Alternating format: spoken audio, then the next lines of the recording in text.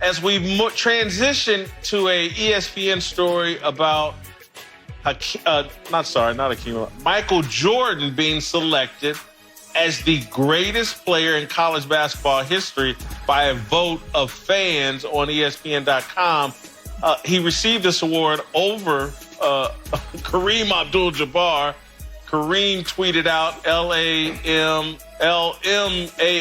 laughing my butt off at this because it is a joke. Kareem Abdul-Jabbar, three-time NCAA champion, three-time NCAA tournament most outstanding player, two-time AP player of the year, inaugural Naismith player of the year. He lost 2 games in 3 years at UCLA. Kareem Abdul-Jabbar, in my opinion, the most disrespected basketball player, maybe athlete of all time. He's got an argument to be the greatest player in NBA history. He's certainly the greatest player in college basketball history. Marcellus, get us rolling here. Why is Kareem Abdul-Jabbar so disrespected? Man, knowing Kareem Abdul-Jabbar as I have for the last decade intimately, I would say this. He has this cocktail of being a genius, being aloof, and I have to go into that before I give you the cherry on top, which really makes him most disrespected athlete of all time. His genius is such that when you talk to him, you realize, oh, I better step my game up. I better go deep into these pages of whatever I'm discussing because Kareem is an intelligent young man. Now, let's talk about who he is in terms of being aloof. He doesn't really care if you don't care about what he's thinking or you don't care to agree with him.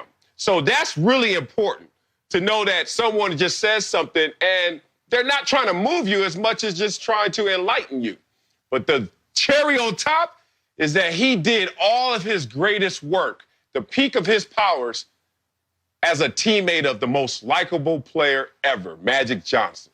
And I think that's where it really went wrong for Kareem because he didn't invest his time and energy trying to recover any relationships that he may have lost throughout the process of being on the Lakers. Meanwhile, Magic was doing nothing but trying to keep these relationships going and fostering great goodwill in the community and with others. So it's just that combination, man. It's unfortunate, but his genius and his distance on top of being with the most likable player ever really makes people kind of stand off from Kareem and his greatness. Yeah, the number one thing for me is there's a certain amount of recency bias, but that you can't trust anything when it comes to the internet and people who are voting on ESPN. It's one outlet. So to suggest that that is a reflection, a true reflection of where anybody stands historically, I think is an error. Marcellus makes a lot of great points. I firsthand know what a prickly personality Kareem was when he was playing. And look, pictures are more powerful than words, and video is more powerful than pictures. And we essentially, you're not seeing a whole lot of video of Kareem Abdul-Jabbar, certainly at the height of his powers when he was playing at UCLA. And so the Michael Jordan, not only that you see in college, but being colored by what he did as a pro, all of that is going to influence the voting here. But if we really look at it wholeheartedly at who had the better college career, who was the better college player, it's not even close. But I think that this is a reflection of the voting process and who is voting as opposed to even the personality of Kareem. I think that was a factor. He played at a time where he was a bit of a social justice warrior, and that was a brand new thing. And his message had to be carried by what was predominantly white male reporters. Let's face it, he didn't get along with them. He didn't look to cultivate those relationships. Those would be the guys that would be speaking for him now. And I dare say you don't have a whole lot of them doing that. Yeah, I think we would be remiss if we also didn't mention his name was Lou Alcindor. He changed it to Kareem Abdul-Jabbar. There is a bias, I believe, against Muslim people here in America. I don't think there was a lot of comfort, particularly at that time, with him being a Muslim. And so I think some of that plays a role. But most of this, because, again, the prickly personality, Bill Russell's got a prickly personality. Michael Jordan's got a bit of a prickly personality and is a bit aloof and those things. And trust me, Bill Russell, Bill Walton, Kareem Abdul-Jabbar, Magic, Larry Bird, to me, those guys all had more historic college careers. Where I really blame the media, though, is the way we leave Kareem out of the greatest NBA player discussion. And there's a lot of us 50 and older who know damn well Kareem Abdul-Jabbar there's some of us that believe, and I honestly do believe this, that Kareem is right there with Michael Jordan. 6-time NBA MVP. When we sit around and talk about who the best closer was in basketball, it ain't close.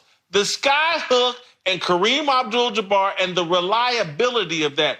You just toss the ball into this 7-footer, he drops that sky hook on you, or he kicks it out to someone else because he could make the right pass, or he would go to the free throw line after getting fouled. He shot over 70% from the free throw line.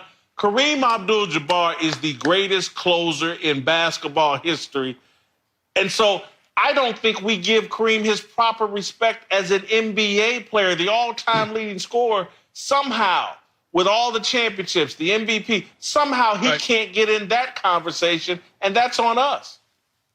Yeah, I think some of that, too, is that it's what Marcellus said. He played with Magic, and Magic gets the lion's share of credit for what those teams did, and we didn't see him in Milwaukee, right? It wasn't until he got to the Lakers that we really paid attention to him. And again, I will say that personality, next to Magic, one of the most beloved and gracious when it came to the media when they were playing, like it or not, those were factors.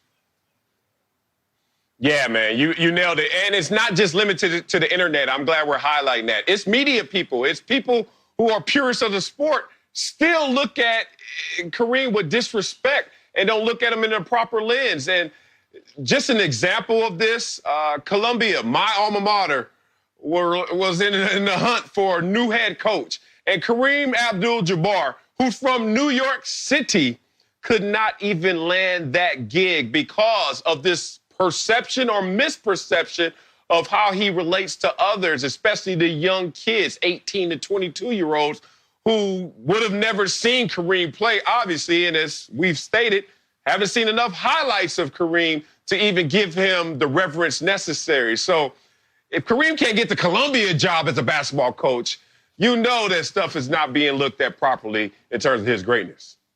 Thanks for watching. Subscribe here to get the latest from the show.